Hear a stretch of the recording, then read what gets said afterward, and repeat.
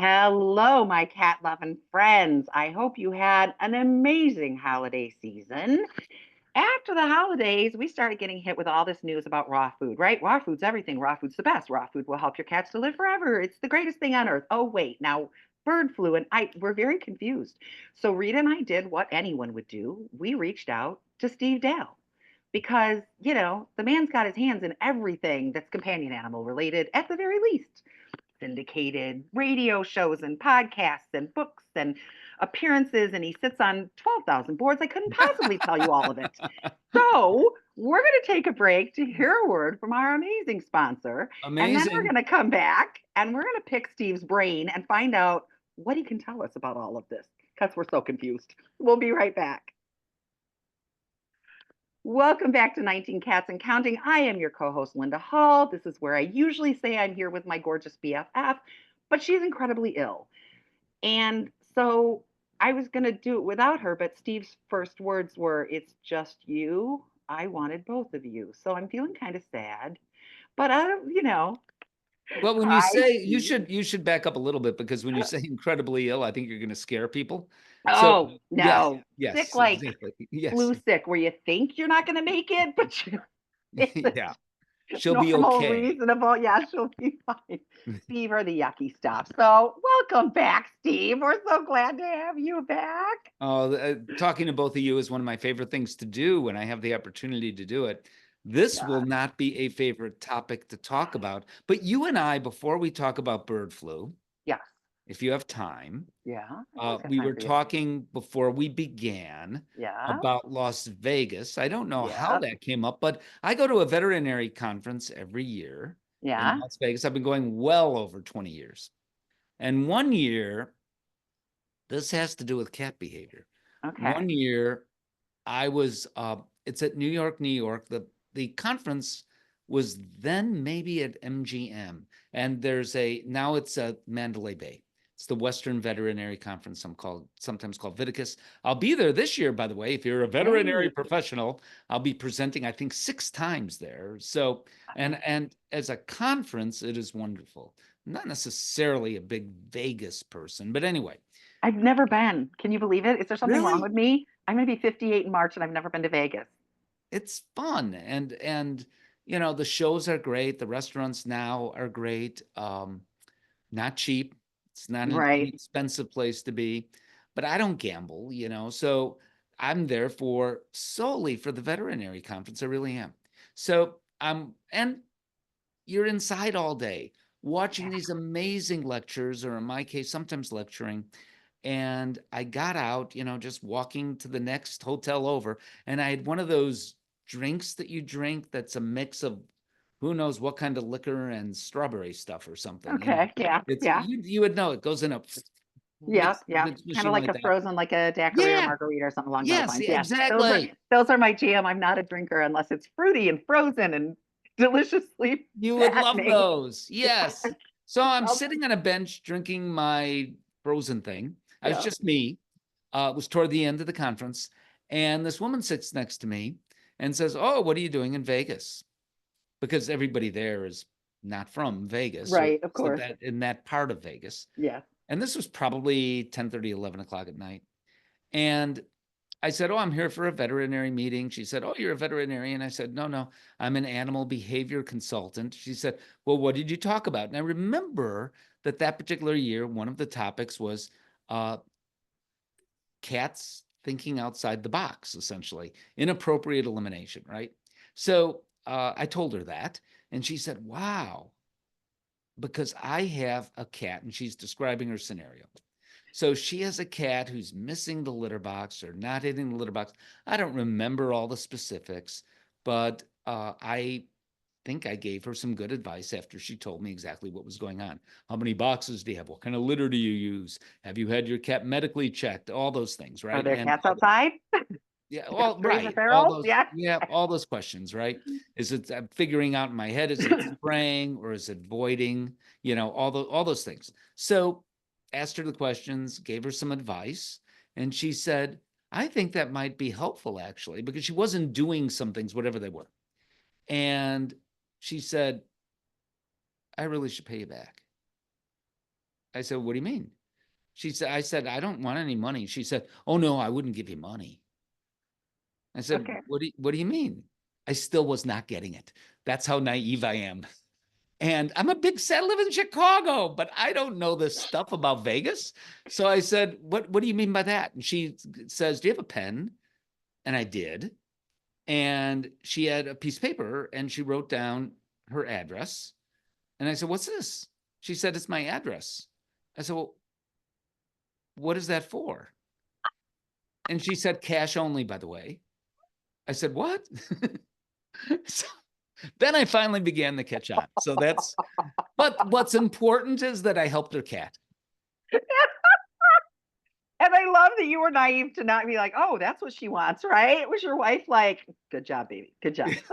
Well, my wife is going with me this year. She's been on subsequent trips. And after hearing that story, perhaps that is why. She's coming with. I would too. Yes. Yeah, I get that too. You know, people. So, what do you do for a living? I'm a cat behaviorist. I have a cat. Always. Yeah. Everywhere I go.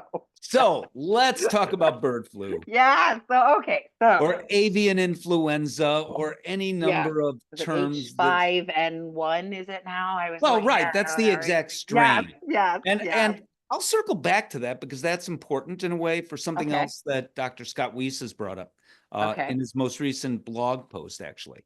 So this has been around for a while, and it's a worldwide epidemic, really.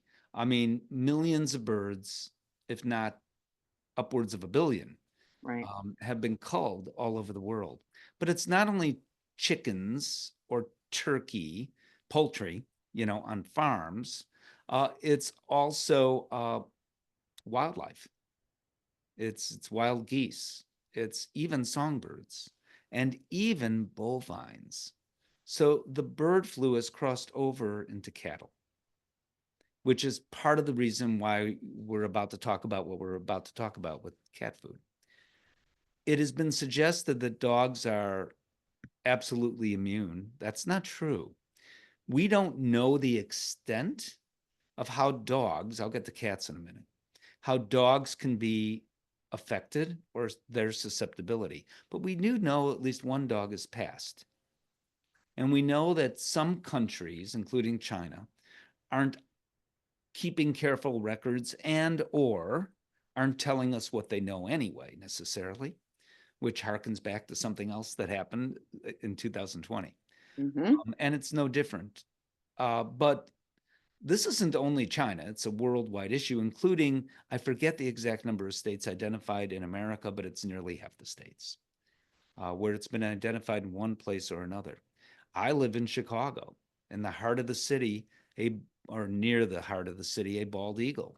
A bald eagle was identified and ultimately euthanized as a result of bird flu. So I want to go back to dogs. So it had been suggested, since there had been few reports that dogs had gotten ill, that you could let your dog run safely around poultry if you live in a rural area around a farm, no problem. And that's not the case. But we don't know if dogs are less susceptible, are getting it as often, and generally don't show symptoms, because one dog has died. So nobody knows. Now let's talk about what you're here to talk Well, about. and Yeah, you mentioned harkening back to 2020, and that is exact. It was like, oh, kids are fine. Oh, wait, there's kids, and then it was okay. It's only the old or those kids. Da da da da da. And we talked a little bit before coming on about like, we don't have all the answers right now. You had said to me like, right, I don't know exactly how informative I'm going to be. I'm going to tell you what I know, but there's a lot. Just like I told, I was in ICU with COVID in 2020, and I remember asking my doctor questions and him saying, "Ask me years from now when we have all the info. We don't right. know.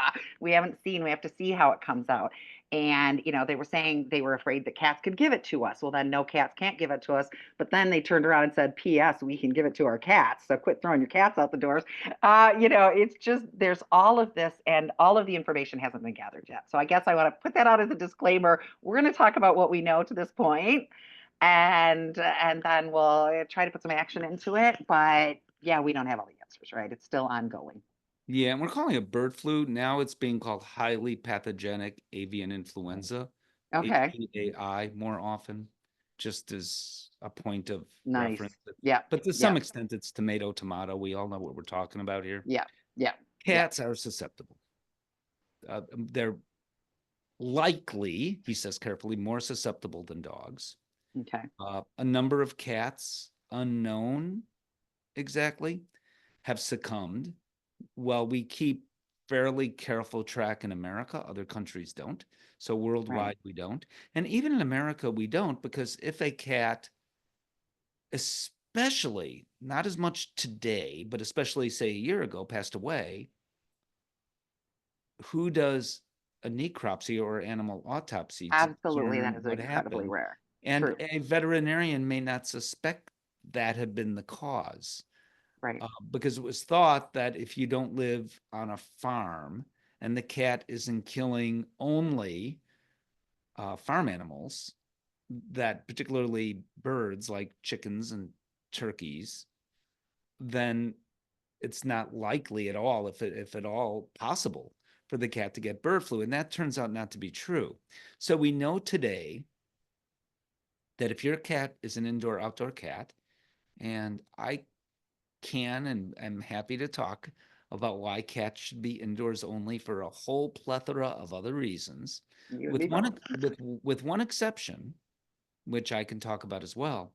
Here is another reason for cats to be indoors, because if that cat were to, even a songbird that's already sick with bird flu or anything else, if that bird is carrying bird flu, then the cat could get it. What's more, that cat could bring it home to us where we get sick. How susceptible are we? Again, it's unknown.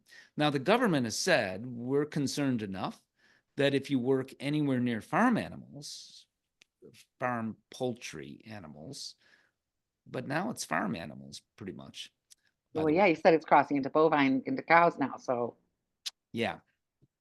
Then, if that's the case, then you need protective clothing to wear. And we know how to do that now because we did several years ago. the lessons that COVID taught us. Yeah, so now it's available. We know where to get it, and most importantly, we know how to do it. But there does seem to be, let me rephrase that, there is a chance that people can get this too.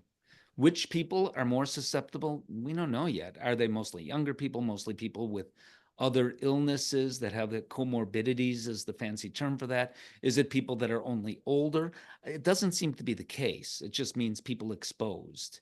Okay. And why some individuals get ill and others don't is still unknown, but it may not be any of those things that I rattled off. Well, I think the Just majority of our population has some sort of immunodeficiency anyway. I mean, as it's coming, like, actually, that's true. I have a Yeah, mess. I know a lot of people that have fiber chronic disease. Just there's a plethora of autoimmune illnesses, and you can't throw a stone and not hit somebody who's got an well, autoimmune yeah, illness, which means you're going to catch it quicker, and your yeah, body is less able to fight it off. That's something I am very aware of in going out in public since 2020. yeah. I'm a walking, catch me. I want to get sick. Send it to No, you me. don't want to get sick, but you can, is what you're It's the saying. message I seem to be sending. Like, if there's something Yeah. going around, You're it's you're gonna like a glob onto magnet. me. Yeah. Yes. I, So the government has recently said that if you're around cows, don't drink the milk. Now, I don't know a lot of people who go to literally do that. And, it's a really big remember thing, that raw I milk. Love Lucy episode? Yeah. And Lucy sprayed the milk in her mouth, and Yes. Lucy It's in a, Italy. Yeah. it is raw milk is a huge push right now for human beings and where And you it, can get it. yeah, but it turns out at this moment, I have no clue one way or the other about health benefits or not of raw milk. Yeah.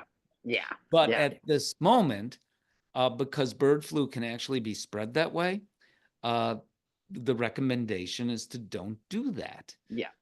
Yeah. Now, getting back to cats.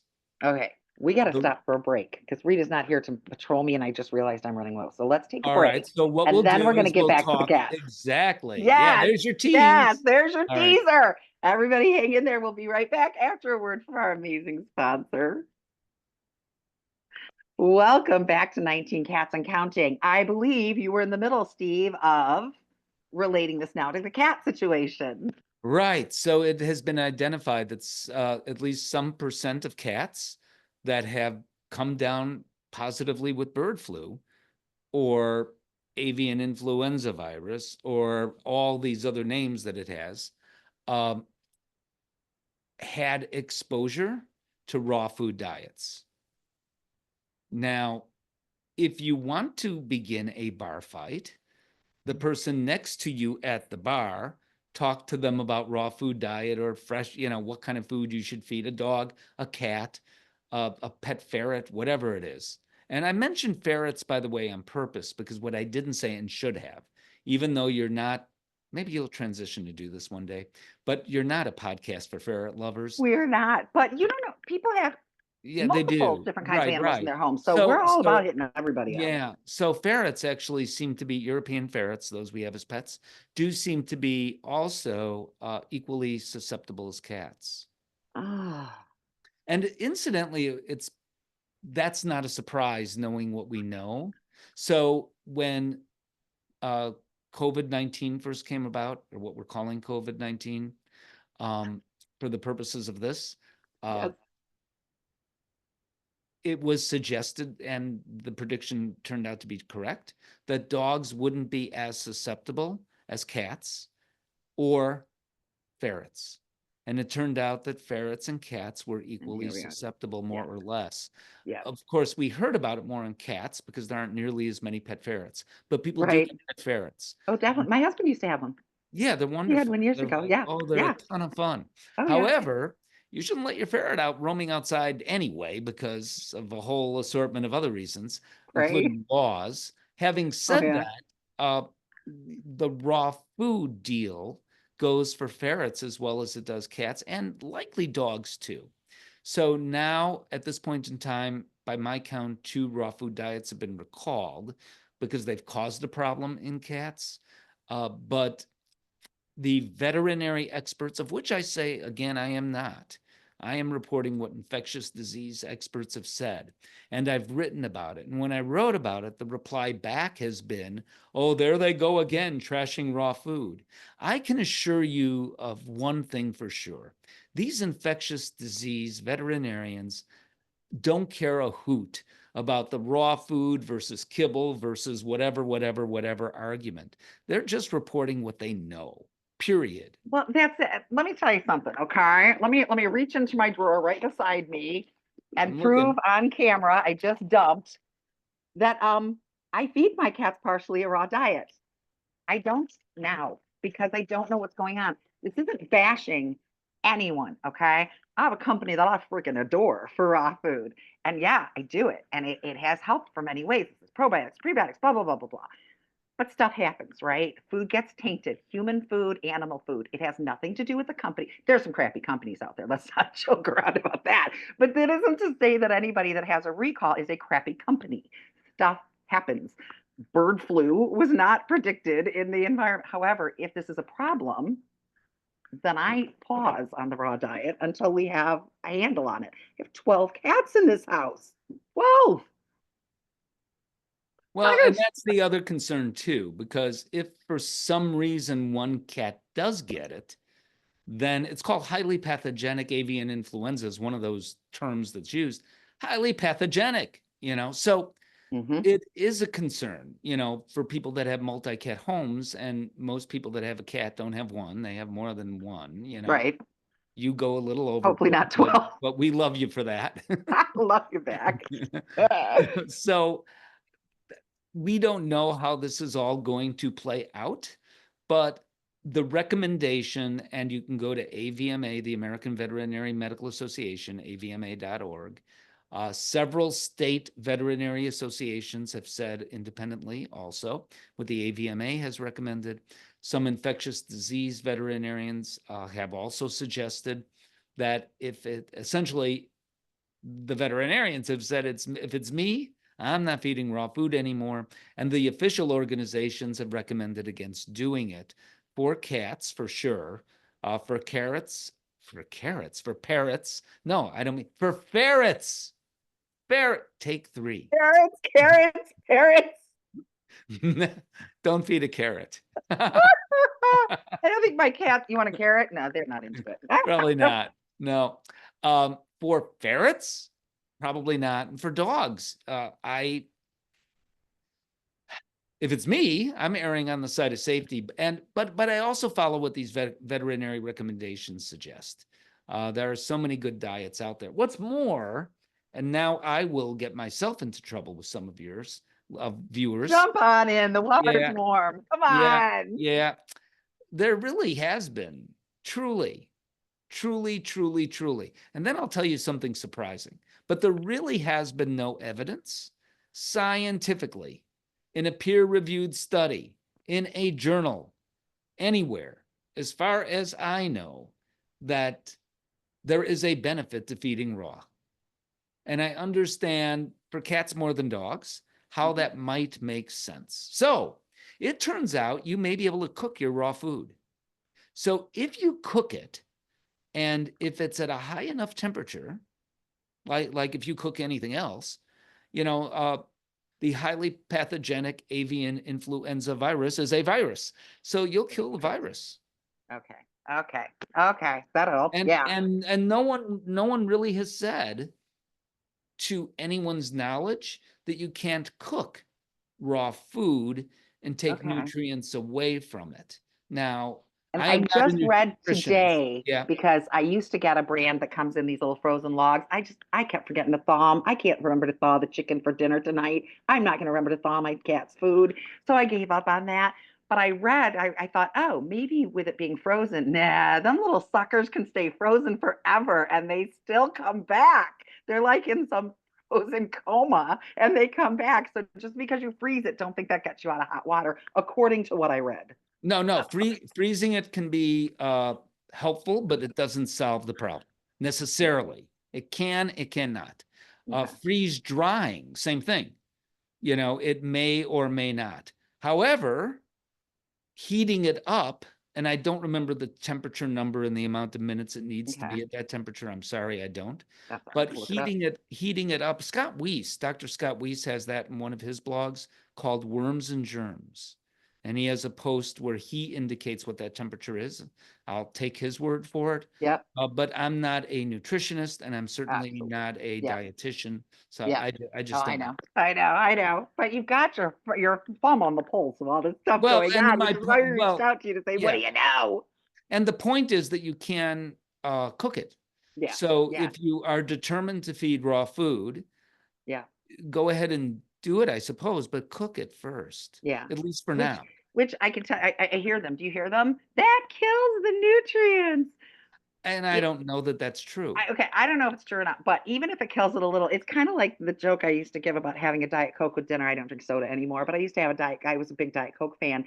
And it's like, are you really going to eat chocolate cake with your Diet Coke? Yeah, I am. Would you rather I have 12,000 calories or 10,000 calories, right? Like, Yeah, let's err yeah. on the side of caution. Let's do what we got to do. If it's not as healthy, but I'm eliminating the risk of my cats getting sick, 12 of them. And maybe you too getting sick. And the other option is just moist cat food. Exactly. Well, that's like At I least- went, I just went to look for the best. Like, I don't know. I have seen a lot of positive results since switching to raw. However, my raw is also infused with probiotics and prebiotics and blah, blah, blah, blah, blah, blah, blah. So But that may be what the difference was. It may not be because it's raw. It may exactly. be, I don't And yeah. know. And there's other ways to get probiotics, and Absolutely. Purina Fortiflora comes to mind, right? Yep. So there's other products as well Got that two crazy cat ladies. We love our Jay and Adrian. They sell a wonderful probiotic. Yeah, there's all kinds of them out there that are good. yeah, that I we can don't know what recommend. the So, yeah. crazy cat ladies sell, but I know All about the kinds of companies I great know stuff. about, the big All ones. kinds of good stuff. Yeah, Yeah, they're all sure. about that holistic wellness. So yeah, I have like a drawer full. But yeah, that's why actually that freeze dried cat food is in this drawer, because I have a cat cabinet out there that has all the litter and food and everything in it, and I took it out so no one would accidentally feed them, because you just don't. I just don't want to take the chance. Yeah. And I loved this. I used it as toppers. I used it as snacks. I used it all the time. But I'm not taking a chance. Now, when I was looking into this, the what is it, H5N1 is the proper term for this Oh, right, strain. right. So thank you for bringing that up again. Yes. I asked this question, others have too. Could there be cross protection against either human flu or dog flu if we vaccinate cats? Because there's no vaccine for cats for an influenza virus. There's never been a need to. So is there cross protection? And it's unlikely there is much, if any, cross protection, Okay. because those numbers and letters are different in our flu or the flus that dogs get. So it's unlikely that that would I be wouldn't helpful. hit right. Needs to be made specific. Yeah. And beside, I don't think you'd want to vaccinate without the vaccine being tested and approved. It's Well, you're not but wrong about that. You're not right. yeah. It just really depends on how life-threatening, But but do you know, what people have done? what? Oh, I just found out about this. There are people, it's really expensive to get, what's the other drug? Wegovy is one, Oh, and yeah, and the other weight loss drug. I could have told you, and then you said it. Now I'm like, oh, Well, we see all the commercials all the the time, right? semaglutides. I know what you're talking. It's Yeah, that's what they yeah. are. That's the name, right? Um, There's a popular one. It's not coming to me. Everybody who's now listening to this is screaming at us right now. I It's blah know, blah. I I can't should know believe, this. but I I just wrote about should know this. this, and you kind of bring it up in a way. Ozempic. So Yes. and I'm about to give you some interesting news, actually. Okay. But this is like, don't do this. So people, Ozempic and Wegovy, Right. do have very clever commercials, but they are expensive, right? Oh yeah. So people, though, have purchased them for themselves, but think, okay, I've got an overweight cat, No.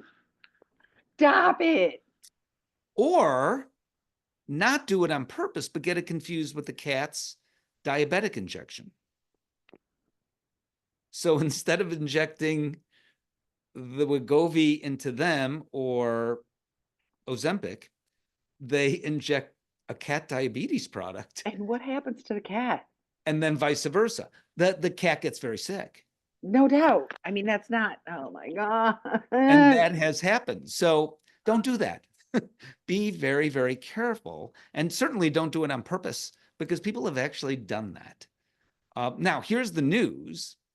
There's going to be, at some point in time, are you ready? Yeah. You likely know that 61% of cats are overweight or obese. By the year 2027, I'm making up that year. Could be Okay. sooner. It could Okay. be a little later. Okay. We will have a Wegovy or Ozempic for pets. For cats first, by the way. Ah, Now, what I can assure you is that these products will be specifically for pets and yeah. approved by the FDA. Yeah. What I cannot assure you is that the commercials will be as clever or catchy. That's true. But People are going to be like, it's cheaper than paying for the people one, and they're going to be shooting themselves up with this cat. probably, and No. that's actually going to be a concern of the FDA. So that's the only, what you just said could be the reason. If there's a reason why it doesn't happen, it's not technology, it's that concern.